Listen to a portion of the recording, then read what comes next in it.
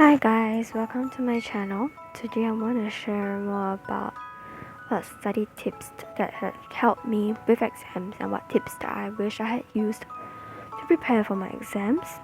If you're wondering why I'm looking here, it's because my computer with my script is here.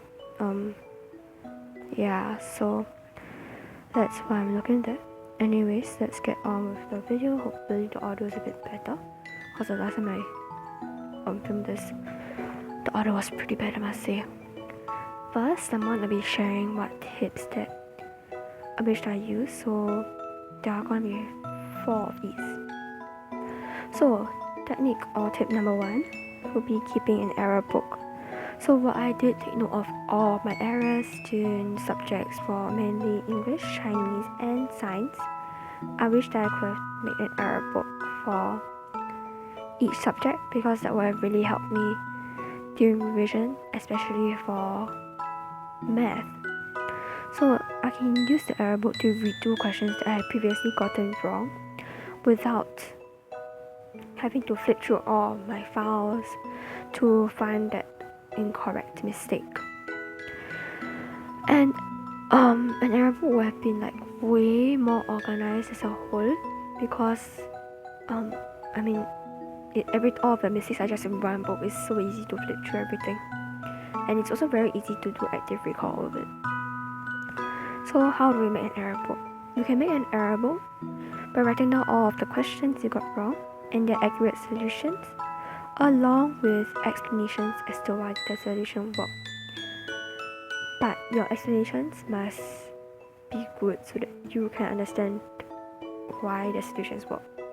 So for me, I recommend using error books for a lot of problem solving questions like math and science, and also MCQ questions where it's easier to explain.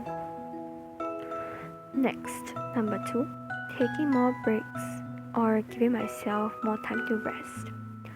So I want to talk about my psle studying routine, which is an absolute terrible routine. So because it was national exams, right, pushed myself very hard during exam period, and grinded, as what my friends would say, way too much. Well, so my study schedule looks something like this. After I came home from school, because I end school at different times every day, I would study for around 4 to 6 hours, and I also study in school whenever I had time. So that would usually be before classes start, during breaks, and if I had extra activities in the afternoon, so after school ended, then I would study whenever I had time to study. So although I studied so much, I didn't actually burn out, because I was probably just used to that routine of studying so much. But I got pretty stressed because in school I'm a school leader, and I'm a student leader, and I also had a lot of extra commitments that built up over time. So I got pretty stressed. And next I'm going to talk about my weekend routine. So I would study on days that without school, it could go up to 12 hours, and it would usually be from 8 to 12 in the morning, then 1 to 6 in the afternoon, and then 7 to 9 in the evening, with minimal breaks in between. And this minimal breaks in between means that checking my messages, going to get water or to use the restroom, and looking at my phone, of which I'm recording this right now. So yeah, looking back, I wish I had let myself break like every 1 to 2 hours of studying, so that I could have increased my efficiency in completing work. Hence, I could have studied lesser but accomplished more. Because I didn't give myself enough breaks, that will lead to my next segment, which is number 3, stop multitasking. So since I didn't give myself many breaks, I'll procrastinate during study time. And that means that while I was studying, I would more often than not be watching YouTube at the same time. So if I had rested more, then I would have completely eliminated multitasking as a whole. Now, multitasking isn't actually doing tasks at the same time, it's actually switching in between tasks, which decreases productivity because you have to focus on two different things. You just keep switching in between, so you have to keep focusing on one. You can't actually prolong that focus mode, and that really decreases productivity and causes work to be done slower than it should be.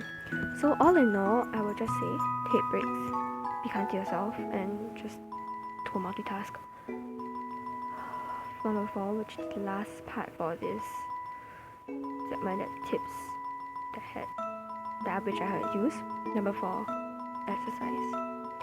So exercise increases your productivity because it releases a chemical that improves focus. Now, if you have watched a lot of study tube or a lot of tips on how to study, then you would probably know about this thing that improves the chemical that improves focus. But for me, I had that mindset of not studying. That mindset of just not exercising to study, and I felt that not studying. Oh my god, I'm so confused right now. Okay, let's restart that part. So I had the mindset of not studying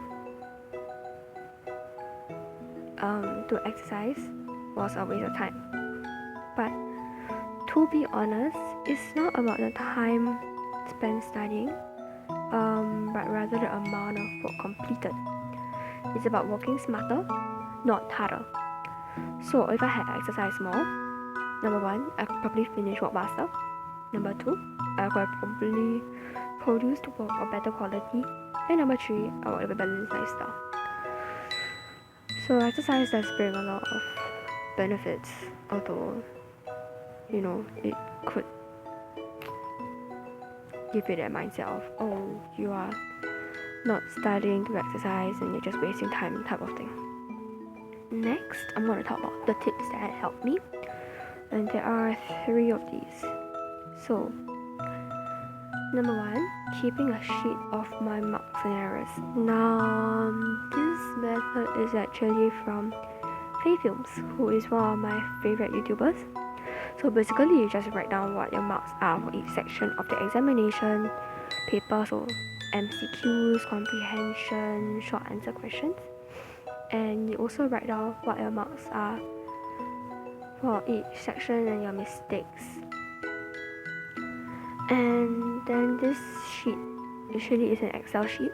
It acts as a quick revision sheet for all of the examination papers and keeps track of what you need to improve on. So this could also act as a error book.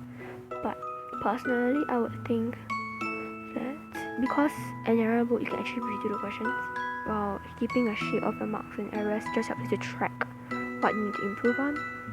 I think if you use both of these simultaneously, it'll be really good. Okay, next. Number 2, asking questions. So some people might be afraid to ask a teacher or a friend a concept or a question because you don't understand it, right? But honestly, it's probably the best thing you could do because clarification is so important. Asking questions really helped me to strengthen concepts and be more inquisitive. And it also leaves a good impression on our teachers. Not to mention that there have been several times that the questions that I asked came out in the examination. So trust me, you can gain extra marks because you asked a question.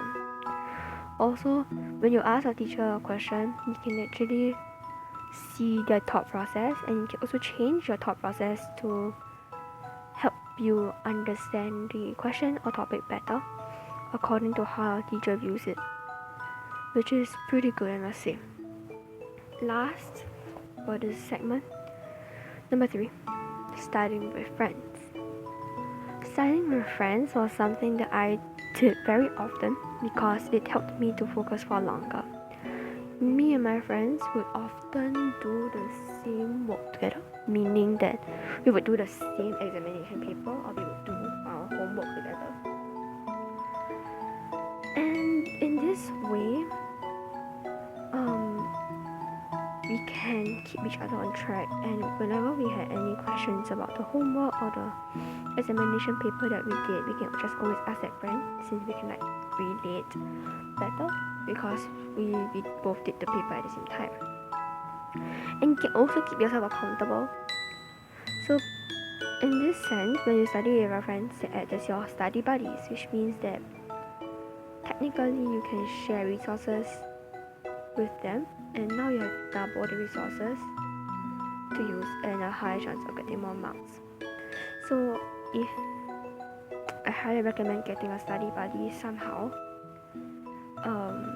when you are in your next academic year. It means that number one, you can hold yourself accountable. You can keep track of each other. Number two, you can use each other for motivation, which is something that is quite important. And number three, you can share resources together. So that is it for this video. I hope these tips can help you to have an idea of how to study for the next academic year. Remember to like and subscribe for similar content, and you can check out my previous video, which is how to get back into the study routine right here. I think somewhere there. I think it's there. Yeah. Thank you for 53 subscribers, I think. Yeah. Anyways, happy studying. Bye bye.